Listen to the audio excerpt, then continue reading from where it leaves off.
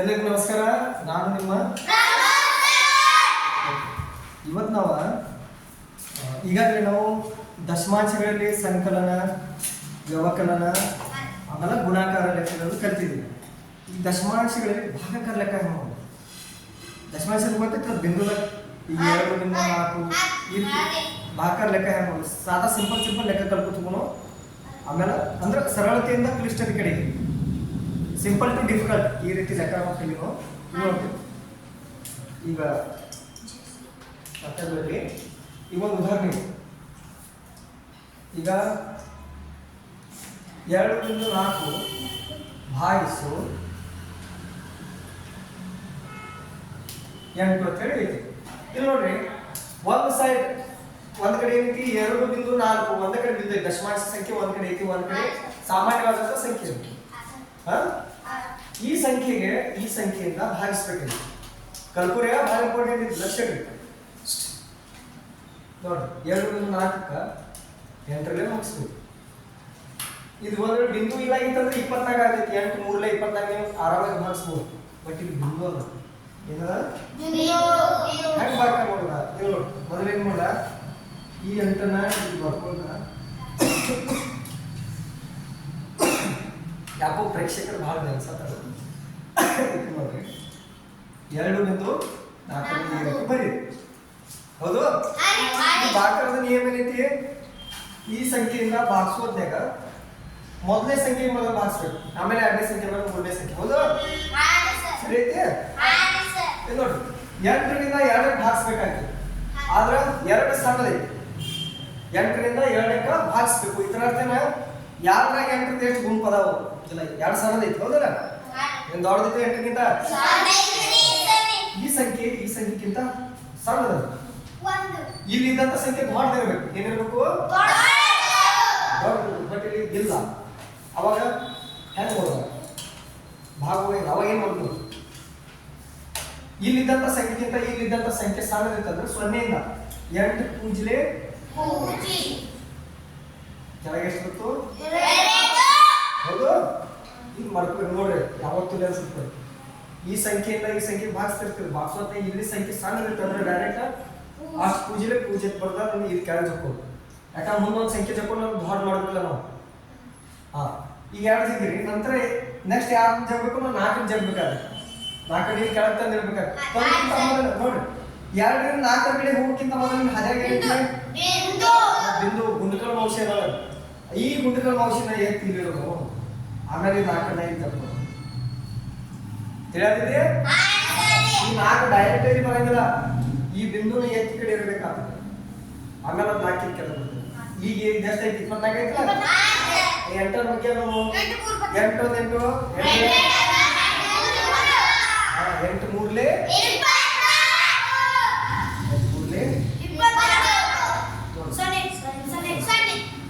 ಈಗ ಈ ಉತ್ತರ ಸರಿ ಐತಿ ನೋಡ್ಬೇಕಾದ್ರೆ ನಾವೇನ್ ಮಾಡ್ಬೇಕು?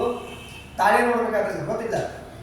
ತಾಳೆ ನೋಡ್ಬೇಕಾದ್ರೆ ಈ ಭಾಜಕದಿಂದ ಭಾಗಲಬ್ಧಕ್ಕೆ ಗುಣಾಕಾರ ಮಾಡಬೇಕು, ಆಮೇಲೆ ಈ ಶೇಷನ್ನ ಕೂಡಿಸ್ಕೋಬೇಕು. ನೋಡ್ರಿ, ಏನ್ ಮಾಡೋಣ? 8ರಿಂದ 0.3 ಗುಣಾಕಾರ ಮಾಡ್ಕೊಳೋ, ಆಮೇಲೆ ಶೇಷ ಕೂಡ್ಸೋದು. ನೋಡ್ರಿ, ಈಗ 0.3 ಗುಣಿಸು 8. 8 3 24 2 ಕೈಲ 8 ಪೂಜಿಲೆ 2 ಹೌದು. ತುಂಬಾ ಸಂಖ್ಯೆ ಐತಿ, ಒಂದ್ ಸಂಖ್ಯೆ. ಯಾವ ಸಂಖ್ಯೆ 3 ಐತೆ, ಬಟ್ 2 ಸಂಖ್ಯೆಗಳು ಒಂದ ಸಂಖ್ಯೆ. ಇದು 1 ಸಂಖ್ಯೆ ಬಿಟ್ಟು ಪಾಯಿಂಟ್ ಬಿಟ್ರೆ 2.4. ಆಮೇಲೆ ಶೇಷ 0 ಐತಿ.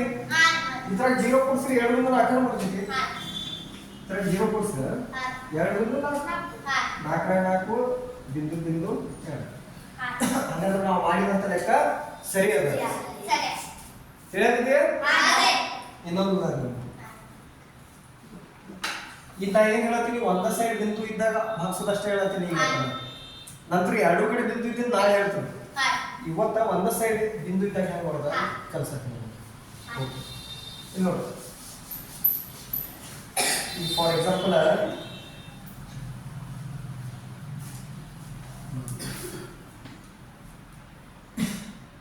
6.7 ಭಾಗಿಸು 100 ಎಷ್ಟ? 6 ಬಿಂದು ಎ 6 ಬಿಂದು ಈ ಸಂಖ್ಯೆಗಳು ಭಾಗಿಸ್ಬೇಕಾಗಿದೆ. ಭಾಗಿಸೋದ್ನಾಗ ಏನು ಮೊದಲೇ ಏನೈತಿ, ಇದನ್ನ 3 ಇಲ್ಲಿ ಬರ್ಕೊ, ಆಮೇಲೆ 6.7 ಇಲ್ಲಿ ಬರೀದ ಹಿಂಗಿಟ್ಕೊಂಡು. ಹೌದು, ಲಕ್ಷ ಇಡ್ರಿ, ಲಕ್ಷ ಭಾಳ ಇಂಪಾರ್ಟೆಂಟ್ ಐತಿ. ಈ ಕಡೆ ನೋಡಿ ಕಲಿತ್ರಿ, ಶಾಲೆ ಆಗ್ತೀರಿ ಎಲ್ಲ. ಹೌದಿಲ್ಲ, ಯಾವುದು ಕಲಿಬೇಕಾದ್ರೆ ನೋಡಬೇಕು ಮೇಡಮ್. ನೋಡಿ ಭಾಳ ಕಲ್ತಿರ್ತೀರಿ ನೀವು. ಮೊಬೈಲ್ನಾಗ ಹಾಡ, ಡ್ಯಾನ್ಸ್, ಪಿಕ್ಚರ್ ಎಲ್ಲ ನೋಡೋದ ಕಲ್ತಿರ್ತೀರೋ, ನೋಡೋದ ಕಲ್ತಿರ್ತೀರಿ. ಕಣ್ಣು ತೆರೆದಿಟ್ಟಾಗ ಏನೇನೋ ಕಲಿತಿರ್ತೀವಿ, ಅತ್ರಪ್ಪಲ್ಲ ಕಣ್ ತೆರೆದಿಟ್ರನ್ನೆಲ್ಲ ಕಲಿಲ್ಲ. ಹೌದಿಲ್ಲ, ಇದು ಕಲಿತ್ರೆ ನಾಳೆ ನೌಕರಿ ಸಿಗ್ತೈತಿ, ಹೊಟ್ಟೆಪಾಡಿಗೆ ಒಂದು ವಿದ್ಯೆ ಸಿಗ್ತದ, ಜೀವನ ಚಲೋ ಆಗ್ತದೆ. ಕಣ್ಣು ಯಾವ ಜಾಗನಾಗ ತೆರೆದಿಡ್ಬೇಕು ಅಲ್ಲಿ ಎಷ್ಟು ತೆರೆದಿಡ್ಬೇಕು, ಬ್ಯಾಡದ ಜಾಗನಾಗ ಕಣ್ಣು ತೆರೆದಿಡಂಗಿಲ್ಲ. ತಿಳ್ಕೊ, ಇದರ ಅರ್ಥನ ನೀವು ಅನ್ನೋ ಸರ್ ಫುಡ್ ಬೇಕಂಗಿರ್ಲಿ, ಎಲ್ಲಿ ಬೇಕಾದ್ರೆ ಹೋಗುನೇಗಿರ್ತೀರಿ. ಅದ್ರ ಇರ್ತಲ್ಲ, ಕಣ್ಣು ತೆರೆದ ಕಣ್ಣು ಮುಚ್ಚೋ ಅರ್ಥ ಅಂದ್ರೆ ಕೆಟ್ಟ ವಿಷಯಗಳನ್ನ ನೀವು ನೋಡ್ರೂ ಅದನ್ನ ತಲೆಯಾಗಿ ತೊಗೊಳಲ್ಲ, ಅದನ್ನ ಧ್ಯಾನದಾಗ ಇಟ್ಕೊಳ್ಳಲ್ಲ. ಕಣ್ಣಿನ ಮೂಲಕ ಒಳ್ಳೆ ವಿಷಯಗಳನ್ನ, ಅಭ್ಯಾಸದ ವಿಷಯಗಳನ್ನ ನೋಡ್ರಿ, ಅದನ್ನ ಧ್ಯಾನದಾಗ ಇಟ್ಕೊಳ್ಬೇಕು. ಮತ್ತೆ ಇದೇನು ಅವಘಡ ಅನ್ಸುತ್ತ ಲೆಕ್ಕ? ಇದು ತಿಳಿಸೋಕ್ಕಿಂತ ಮೊದಲೇನಿತ್ತು ಈಸಿ, ಒಟ್ಟ ಭಾಳ ಡಿಫಿಕಲ್ಟ್ ಐತಿ ಅನಿಸ್ತೈತಿ, ಭಾಳ ಅವಘಡ. ಬಟ್ ಈಗ ಅನ್ಸತ್ತೈತಿ ಈಸಿ ಐತಿ. ಇದು ಒಂದು ಲೆಕ್ಕ ನೋಡ್ರಿ, ಈಸಿ ಅನಿಸ್ತದೆ ನೋಡ್ರಿ. ಈ 100ಲೇ ಮೊದಲು 6 ಮಾಡಿಸ್ಬೇಕು, ಯಾರು 67 ಮಾಡಿಸ್ಬೇಕು, ಒಂದೊಂದು ಸಂಖ್ಯೆನೇ ಬಾಗಿಸ್ಬೇಕು. ಹೌದು, 6 ಬಾಗಿಸ್ಬೇಕು. ಆದ್ರೆ 6 100ಕ್ಕಿಂತ ಸಣ್ಣದೈತಿ. 6 ಏನೈತಿ, ಅವಾಗ ಏನ್ ಮಾಡೋದು, 100 ಪೂಜೆಲೆ 6 ಬರ್ತೇವೆ. ಹೌದು, ನಂತರ ಮುಂದಿನ ಸಂಖ್ಯೆ 7 ಹೇಳ್ಬೇಕಾದ್ರೆ 6 ಗುಂಡಿಕಲ್ ಮೋಷನಿಗೆ ಇಟ್ಬಿಡೋದು, ಆಮೇಲೆ 7 67 ಆಯ್ತು. ಇನ್ನು 67ಕ್ಕೆ 100ಲೇ ಭಾಗಿಸ್ಬೇಕು. 67ಕ್ಕೆ ಒಂದು 100ಲೇ ಭಾಗಿಸ್ಬೇಕಾದ್ರೆ 67 ಇನ್ನೂ ಸಣ್ಣದೈತಿ. 67 ಏನೈತಿ, ಸಣ್ಣದೈತಿ. ಈಗಾಗಲೇ ಒಂದು ಸಂಖ್ಯೆ ಜಪ್ಕೊಂಡು ಮುಂದೆ ಯಾವ ಸಂಖ್ಯೆ ಜಪ್ಕೊಳಕ್ಕಿಲ್ಲ.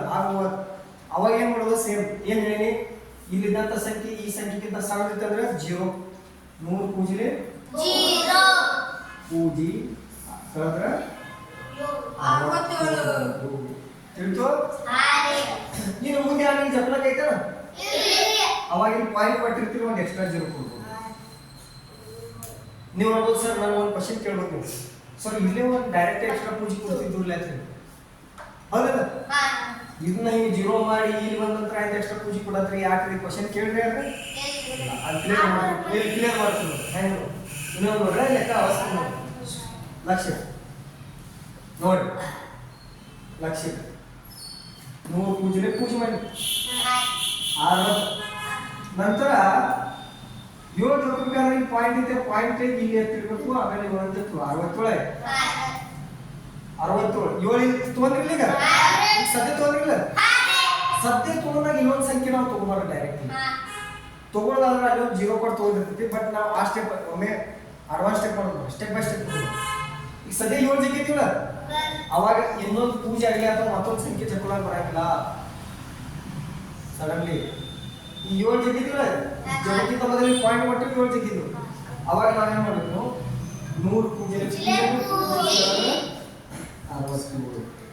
ಏನು ಮುಂದೆ ಹ್ಯಾಂಗ್ ಜಗಕ್ಕಿಲ್ಲ ಅಂತ ಹೇಳಿ 0 ಹೊತ್ತು ಪಾಯಿಂಟ್ ಆಲ್ರೆಡಿ ಇದ್ದಾಗ ತಗೊಂಡು ಐತಿ ಪಾಯಿಂಟ್. ಈಗ ಎಷ್ಟಾಯ್ತು, 675 ಆಯ್ತಲ್ಲ. 100 7 100 ಆಗ್ಲೇ 600, 100 ಆಗ್ಲೇ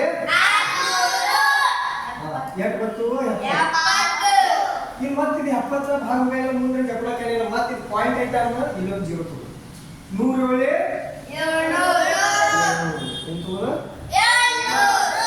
ಬರ್ತಿಲ್ಲ, 0 ಪೂರ್ಣ ಭಾಗ ಐತಲ್ಲ.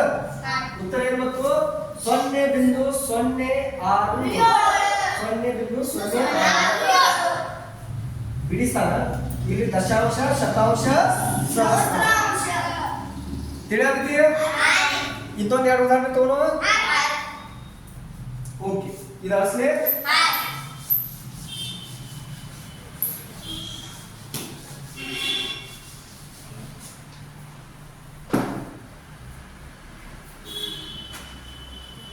ಈಗ 25.45 ಭಾಗಿಸು 10 ತಗೋ. ಈ ಸಲ ಈ ಕಡೆ ಇದನ್ನು ಬಿಡಿ ಸ್ಥಾನ 10 ಸ್ಥಾನ 10 ಹಾಗೆ. ಈಗ ಏನು ಮಾಡಬೇಕು? ಒಂದ ಸೈಡ್ ಬಿಂದು ಐತೆ, ಆ ಸೈಡ್ ಅಂತೂ ಬಿಂದು ಇಲ್ಲ. ಇಂಥ ಲೆಕ್ಕಟ್ಟ ಹೇಳತ್ತೀನಿ. ಇಲ್ಲ ಅವು ಲೆಕ್ಕ ಹೇಳ್ತಾನೆ, ಎರಡು ಕಡೆ ಬಿಂದು ಇದ್ದಾಗ ನೋಡೋದು, ಅದು ತಿಳಿಸ್ತೀನಿ. 25 ಬಿಂದು 4 5 ಬರ್ತದ. ಇಲ್ಲಿ 10 ನೋಡಿ ಬರ್ತದೆ. ಈಗ ಈ 10ರಲ್ಲಿ ಮೊದಲು 2ಕ್ಕೆ ಭಾಗಿಸ್ಬೇಕು. 2 ಸಣ್ಣದಿದೆ, 2 ಏನೈತಿ 10ಕ್ಕಿಂತ ಸಣ್ಣದೈತಿಲ್ಲ. ಹಾಗು ಮೇಲೆ ಸಣ್ಣದಿದ್ದಾಗ ಏನು ಮಾಡ್ಬೇಕು ನಾವು? ಪೂಜಿಲೆ 2 ಕೆಳಗಿರಬೇಕು. ಅದು ಭಾಳ ಇಂಪಾರ್ಟೆಂಟ್.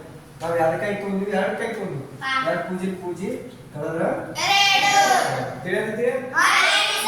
5 ಜಕ್ಕೋಬೇಕು. ಜಕ್ಕೋನು ಬೇಡ, ಇಲ್ಲಿ ಪಾಯಿಂಟ್ ಕೊಡ್ಬೇಕಲ್ಲ, ಇಲ್ಲ ಪಾಯಿಂಟ್ 5. ಇನ್ನು ನೋಡ್ರ 25ಕ್ಕೆ 10ರಲ್ಲೇ ಭಾಗಿಸ್ಬೇಕು. 19 10 20 20 13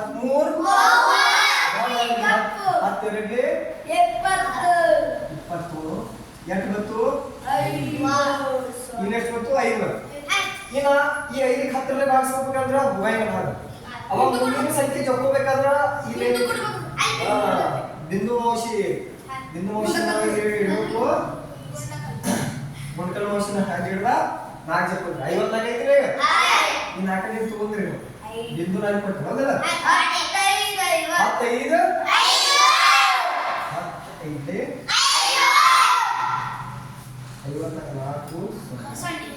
ಇನ್ನು ಮುಂದೆ ಯಾವ ಸಂಖ್ಯೆ ತಗೋಬೇಕು? 10 4 40 14 50. ಇನ್ನು ಮುಂದೆ ಯಾವ ಸಂಖ್ಯೆ ಐತೆ ಜಕ್ಕೊಳಕ? ಇಲ್ಲಿ ಆಲ್ರೆಡಿ ಪಾಯಿಂಟ್ ಇತ್ತು ಅಂದ್ರೆ 0 ತಗೋ. 15